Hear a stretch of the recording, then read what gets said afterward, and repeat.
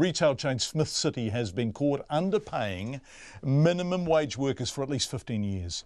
Every morning at every one of the 34 Smith City stores across New Zealand, sales staff were expected to attend a 15-minute meeting before the store opened, but they weren't paid for that time. In a cut and dry employment court decision, a judge found that illegal and has given Smith City 3 months to pay up. Our reporter Zac Fleming has more. Smith City told sales staff to be at work for an 8:45 a.m. meeting, but it didn't start paying them until 15 minutes later at 9 a.m. when the store opened. It did this for at least 15 years.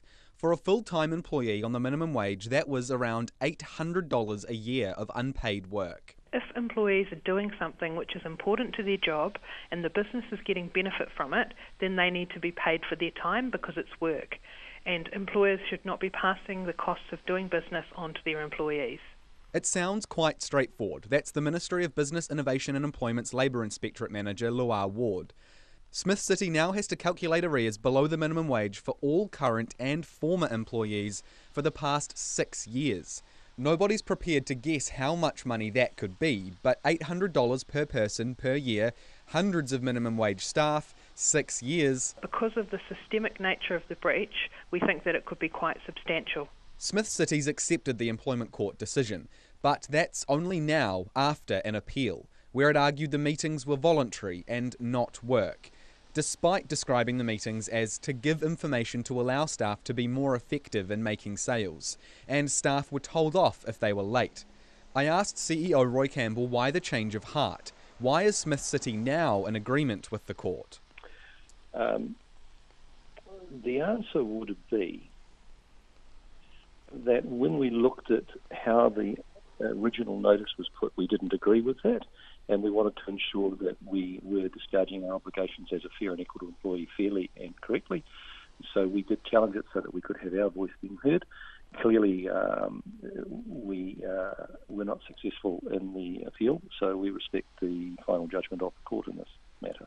But I put to Mr Campbell that towing the line of the law, telling minimum wage employees to work for 15 minutes unpaid every morning was neither fair nor ethical, and neither was appealing the original decision. Well, I think we are a fair and ethical employer, and again, I think that our media release here talking about our acceptance of this determination would indicate so. I think the fact that, again, that 3 years ago we moved to making sure that we are paying the minimum wage as a minimum, and many of our employees earn more than the minimum wage across our business, indicates that we are trying to be a fair and ethical employer. So as to other people's opinions, I can't speculate on that. I can only tell you what we as a company wish to do on behalf of our shareholders, our staff and ourselves, and that is to act in accordance with the law in a fair and ethical way, and that's simply what we're doing.